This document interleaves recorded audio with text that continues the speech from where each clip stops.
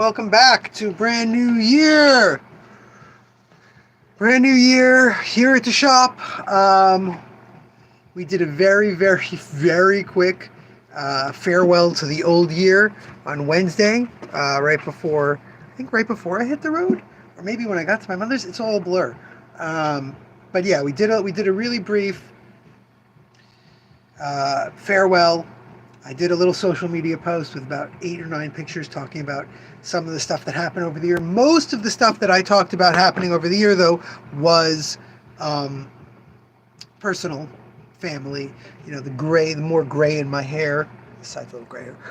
My son getting taller than my mother.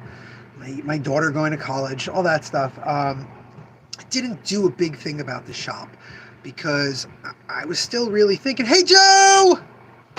I was really thinking about the shop. I'm really stressing out. I mean, I'm always stressing out, but I was really stressing out about the fact that the matter is that I I can handle the shop closing. It will destroy me. I'll be devastated, but like I can do it. And the question is, could I handle the shop staying open? If we found something to do, boom, instantly, sell something I have worth $60,000 to just give us on a really firm place. And I thought about it, and I spent a lot of time on the holiday really not thinking about it, because it's been in my mind for months now. What is the problem? What's really the problem? When I talk about too much stuff is coming out, I talk about less people spending. How Amazon has changed the way we shop and all that stuff. What would change that? What would fix that? What would make that better? And the simple answer is nothing.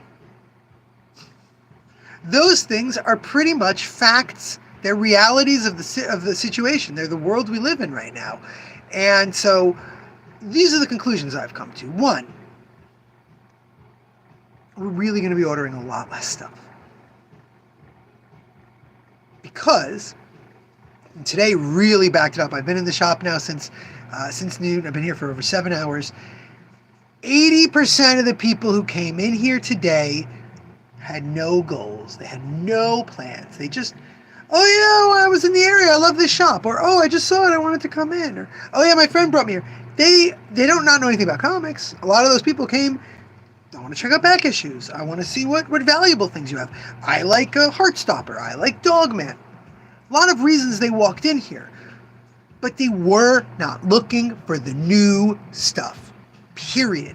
End of story. I had one guy come in who comes in every few months. Sometimes it's every few weeks.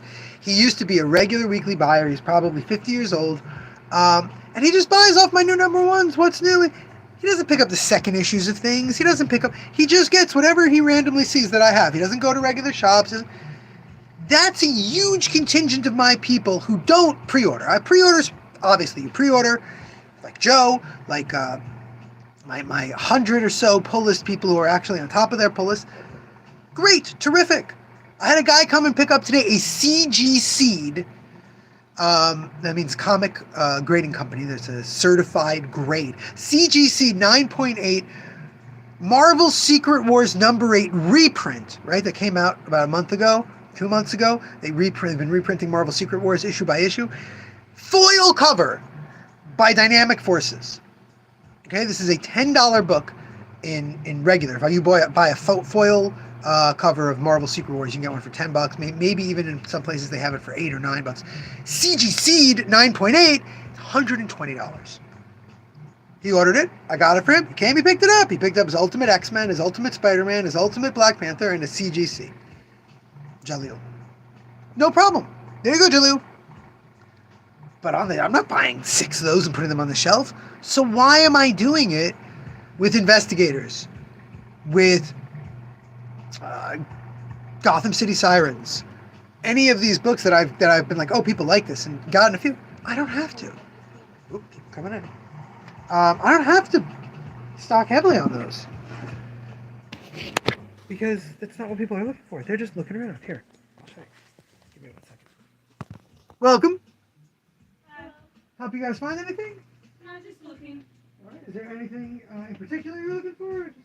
All right, so the store does go farther back. We've got a kids and young adult room and then dollar comics beyond that. I'm just showing off some new comics in a video right now, but if you have any questions, don't hesitate to ask. Thank you. Of course. And especially on my Sundays, that's what we get. We get people who are just looking around, just checking out. So that's decision number one.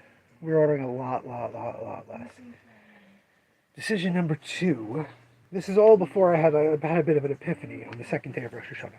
I'll give you the epiphany in a second. But thing number two about our ordering and all that stuff is we will not be, what's the word I'm looking for? We will not be as crowded and stuffed and packed. That is, I've decided, another major issue is when people are just coming and they're wandering around, it's overwhelming how much is out, how much is there. This has been growing. The store has been getting tighter and tighter since 2021, since we reopened it all over.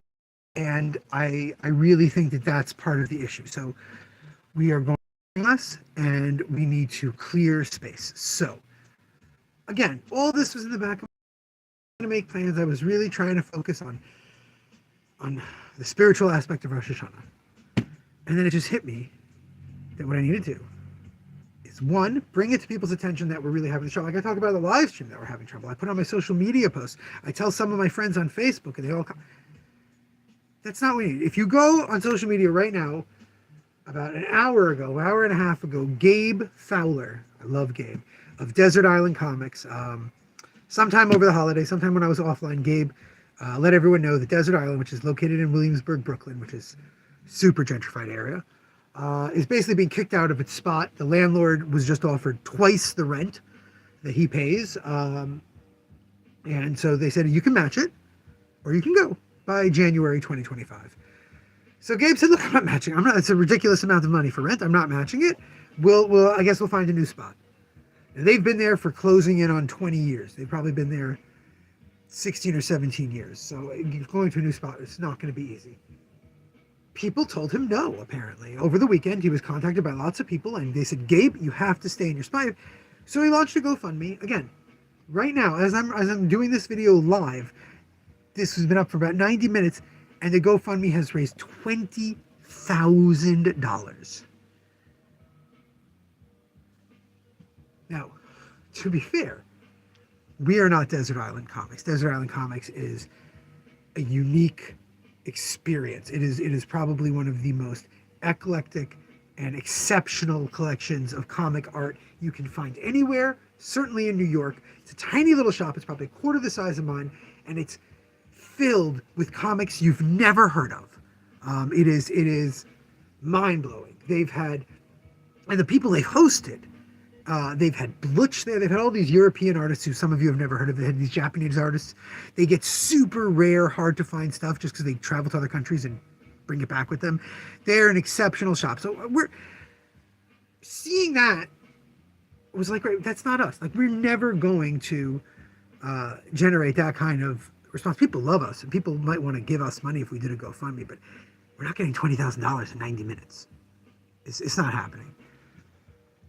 Back to my epiphany. But what hit me, what got me was what we need to do. If what we're trying to do is, I would love to get rid of about 5 or 6 fixtures in this shop. Just get rid of them, make it a lot more open, a lot more space.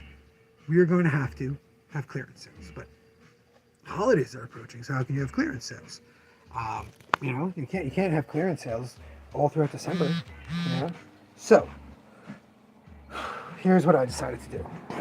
And again, Gabe's $20,000 really helped inspire this. Not inspire it because I decided beforehand, but telling people you need help, definitely generates something. We did that a year and a half ago. We did that little comic strip, right? Help us out. My friend Dalton, our customer Dalton, made that for us. We're going to do something like that, both physically in the shop and here, all through November. November of 2024 is going to be Save the Pod. We're going to have 4 sales. Have a good one. We're going to have 4 sales. Every week in November, there's going to be a different part of the store on sale. We're going to have kids stuff on sale. We're going to have used stuff on sale. We're going to have single issues on sale. They're going to be not like massive clearance sales. That will be at the end of the year, but they will be significant sales. And we're going to put a giant sign in the window telling people that that's why we're doing it. And hopefully, by the end of November, that's really my big thing, we will have enough space that I can order heavily for the holiday season. Not my favorite books or hot new books, but easy holiday sales books. And we'll do our regular on Hanukkah. Hanukkah starts December 25th. On Hanukkah, it runs from the 25th to January 1st. We will do our end of the year clearance sale. And if we've done a good job, we will go into 2025 with a lot more room in the shop, a lot more books spaced out and a lot less crowded, and just super tight ordering from then on in. My hope in doing this is to generate the idea that people can help. You can create groundswell of support just by selling books, just by telling people you need that help. So I'm really, I don't know if you know it's going to work, but at least I won't feel like I didn't do something. So you can keep that in mind if you are a regular, or if you're not a regular, that we will. Excuse me. There's this cough traveling around my family. I'm not sure it's ever going to leave because we each keep giving it to each other. But if you're a regular, definitely keep an eye out. We'll be doing live streams throughout November, pointing out all that stuff. But more than that, much more than that, what we want the word to be spread. The sales and bargains that we'll be doing are not going to be available online. We are, throughout November, going to also make the website will have a bunch of bargains. I'm going to put a bunch of sales up on the website, but I won't be able to change it up and keep it interesting. It's just going to be everything that's basically already on the site will be discounted. Anyway, I am not even beginning to work on that. I probably won't even mention it again much during the live stream, but I want to bring it up because I will be talking about the sign we're making and some of the ideas for promo and some of the ideas for telling people about it. But none of that's really kicking off until after the holidays are over in the last week of October. So don't worry about it. Right now, let's focus on new books. And if you're a regular viewer, if you're a regular watcher, definitely would appreciate people buying more stuff. But you can obviously hold off until we have sales. Now, let's look at the new books that came out this week. We were closed on Wednesday, so we didn't get to show it off. We've got the Archie Halloween Spectacular. We've got Brian Azzarello and the great Vanessa Del Rey doing The Creeping Below, a new spoopy book for a spoopy season. I love Vanessa Del Rey. Look at that. Gorgeous stuff. We've got a new adaptation of The Crow. Creature Commandos. DC trying to get that stuff. The actor David Dostalmach. Donkey Kong. Any Shadow Man. New Shadow Man or old Shadow Man? We got loads of old Shadow Man in the dollar books. DC, I Know What You Did Last Crisis. It's a DC Halloween spook time book. Godzilla Rivals. Mecha Godzilla vs. King Ghidorah. That's the Jesse Lonergan cover, and there is an A cover by the interior artist. Robbie Reyes, Ghost Rider Special. Star Wars, The Battle of Jakku. This is the beginning of the Star Wars stuff that takes place after Return of the Jedi. Like I told you, they're not doing an ongoing Star Wars for that anymore. It's one of 12. But if you remember the Star Wars series that took place after New Hope, Star Wars series that took place after Empire Strikes Back, ran 50 and 75 issues, non-respectively, 75 and 50. But anyway, this is only going to be 12 issues. From the Ashes, new X-Men book, Storm. Werewolf Frankenstein. Some of you may remember Chris Robinson was in the shop and dropped off his original self-published Werewolf Frankenstein. This is the new book through another... Oh, I know, Joe, right? That Godzilla Encyclopedia is exactly the sort of thing that I want to restock for the holidays, but I can't now. All right, and we're going to talk about this DC Special, DC All-In, and the DC All-In books in a second after I show off the rest of the new stuff. Second issues. We got the second issue of I Life Popeye, second issue of Multiverse Collision Detective, second issue of TMNT Night Watchers, second issue of Plastic Man No More, which, come on, look at that Alex Lynn's art. Second issue of the new Sesame Street. Now, of course, these are each standalone issues. Grover lends a hand. Bert and Ernie Spring Cleaning, no problem there if you haven't read one or the other. 3rd issue of Cruel Universe. 5th issue of My Adventures with Superman comic. 8th issue of our friend Josh's and James Tynion's The Deviant, 2nd to last issue of that. 3rd issue of the Venom War Spider-Man. We got Black Panther 9, Batman, Scooby-Doo, Deadpool, Godzilla, Nemesis, Scooby-Doo, Ultraman Avengers, and the new issue of X-Men. Now, I'd like to take a minute to talk to you about the very important issue of superhero crossovers, superhero event books. If you know me, if you know this shop, if you know what I'm talking about, we are not humongous fans of the big giant corporate push, buy more comics, buy all these comics, make sure you're part of this whole crossover, blah, blah, blah, blah, blah. We really don't push it much. We don't do anything much. But I have to say that I am exceptionally impressed with the stylization, with the way that they are doing All In over at DC. Because here's the thing. All In is not just returning the Milton Glaser DC logo. It is not just creating, let's see, where's that ad? A tagline to sell lots of new DC comics. Where is it? Yeah, see, these are all in titles. Oh, more people. It is also the launching point, as you see, it's a flip book for the Absolute Universe. That's with Chunky Batman, Scary Wonder Woman, and Flaming Superman, right? Absolute Batman comes out in 2 weeks, 3 weeks for Wonder Woman, 5 weeks for Superman. Let's just greet these people and see if they need any help before I continue talking. Welcome. Hello. Anything I can help you guys find? All right, well, if you do have any questions, don't hesitate to ask. I'm just doing a little YouTube live with some new issues. All right, so what is so impressive about this? Oh, Joe, you're going to love this conversation. What is so impressive about this is that Scott Snyder and Joshua Williamson, I know, Joe, I know you love your Superman and you love your DC. Let me explain what's so interesting about this.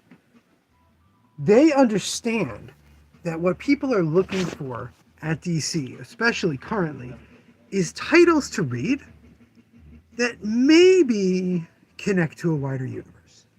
Okay, we didn't qualify, unfortunately, to get the little Justice League membership cards. It's your boy Booster Gold, Superman. Superman is giving Booster his Justice League membership card. Now, the Justice League membership card is a straight ripoff. Excuse me. I told you this is just going around my family. It's a straight ripoff of the old Avengers membership card. The old Avengers membership card, Joe will back me up on this, was a humongous part of the early 90s Marvel Universe. You were an Avenger. You had the card. It gave you access to the Avenger Mansion. It worked as a communicator. It was this super cool thing that was also kind of a ripoff of the DC communicator, which DC had introduced, the Justice League communicator DC had introduced in the 80s. So DC All In literally just means every major superhero in the DC universe is now a member of the Justice League. Superman tells Booster, come, we're having a big meeting, and here we go. Here's our big meeting. Justice League Unlimited. It's a wonderful cartoon. And remember, everyone's... And all you need to know for All In is that your book, Birds of Prey, Nightwing, whatever, might get pulled into some DC event, but generally it's going to continue on its own. It might make reference to some bigger thing. But, like I said, this is also the start of the Absolute Universe. The Absolute Universe has been sold, has been pushed, has been really, I mean, Batman, Absolute Batman, which comes out in a week and a half now, has already sold out on the distribution level, and they've gone to a second printing of it. No one knows what the Absolute Universe, like why it exists. What is the multiverse? DC has the multiverse. Superheroes have the multiverse. Let's find that picture. And in the multiverse, there's going to be this Absolute Universe. Fine. Where is that picture? Silly book. Yeah, I can't even find it. Anyway, um, I don't want to give away who the big bad is and what the big bad is, but the point of the fact is that the absolute universe is going to, I want to be able to get close here, the absolute universe is going to be uh, a totally new take that started from a different place. Here's some Wes Craig art to give you a teaser for it. That starts from a very dark foundation. So, what do the two have to do with each other? In this book, there's an incursion. You wish it was Snapper Carr, honestly. There's an incursion across all reality by this force that will allow, it's really, I shouldn't even act like that's such a big surprise. Like, look at the cover. Look at the Omega symbol. It's Darkseid. Darkseid sort of doesn't create it because the universe was created in Dark Knight's metal, apparently, but he sets up, he puts into motion what will be the absolute universe. The absolute universe is automatically darker. It's not gritty. It starts with death. Now, I'm going to be a real nerd here. I don't know how many of you read Gideon the Ninth. I highly recommend it. And I certainly don't know how many of you have read Gideon the Ninth, read the third book in the book, Nona the Ninth. But those books take place in a universe where thanatic energy, where death energy is what keeps things running. And that's kind of what it looks like the absolute universe is going to be. Darkseid's anti-life equation is the core basis for this universe. And I don't know, like, honestly, I read this whole special and I don't know if you're going to see anything about Darkseid, anti-life, any of that stuff in the absolute books for at least a year, because they're not aware of it. It's the universe they live in. So it's very intelligently set up a side universe. It gives you the whole basis for this. Very similar to what Marvel did with Ultimates recently, where the maker made a new Ultimate universe. So Darkseid, it almost sounds like they're copying from each other, but based on how long it takes to make comics, I don't think so. What DC has done here, what they have allowed themselves, is all this breathing room, because just like All In is that everyone's in the Justice League and it's happening in a wide world in which we know they're all connected, but we already knew that. The Absolute Universe is happening in this Darkseid universe, and the two are connected by the events of this book. There's an incursion which they're going to deal with. When are they going to deal with it? When's it going to? Who knows? But you know what? Ultimate Spider-Man, still one of my best-selling books. It's no saga, but people are jumping onto it because it's its own take. You can read it on its own. So too with the Absolute. They're just looking to do that, and it might be really successful. It might be really fun. This book on its own, the All-In Special, is insane. It's absolutely, like, if you're reading it for serious new take on reimagining, no, it is a giant crossover event. It is a giant setup of a new universe. It is not anything that reimagines or establishes how superheroes are. It's classic superhero fare. And that's kind of what DC's famous for. That's why, again, they went with the old Milk Glazer logo again. This is just classic DC superhero stuff. And I think they really kind of knocked it out of the park on this. I don't think that everything that comes out of it's going to be good. I think Josie Campbell, the new writer on Shazam, is a brilliant move. She's the writer of the... all right, Joe, I'll throw it in there for you. She's the writer of the current My Adventures of Superman cartoon, which is basically anime Superman. We've talked about it. So having her write Shazam, Captain Marvel, is really smart. They kept G. Willow Wilson and Marcio Takara on Poison Ivy. These are the three all-in books that came out this week. Poison Ivy, it's just the new storyline, same creative team. And Birds of Prey, same writer, different artist, but after 5 issues, Leandro Romero, the original artist, is going to be coming back to the book. So everything's basically staying the same. But there's the All-In universe. It's happening. It's there for you to get involved if you want. And I think that's really a very smart move, a very good way to go. Marvel's been trying to do this with their little events as they've been going on. So I wish them a lot of luck. But here's where it's really... This is not going to help me sell more single issues to people who wander in. I had a guy walk in about an hour ago and go, Absolute, you have that Absolute Batman? I said, no, that's not out for 2 more weeks, but you can go to our website and put a pre-order in, and we'll have plenty of copies, and I can put one aside for you. And he went, okay, great. Just like Ultimate Spider-Man, it's going to do the same thing. I'm going through my defunct lists now that it's a new year.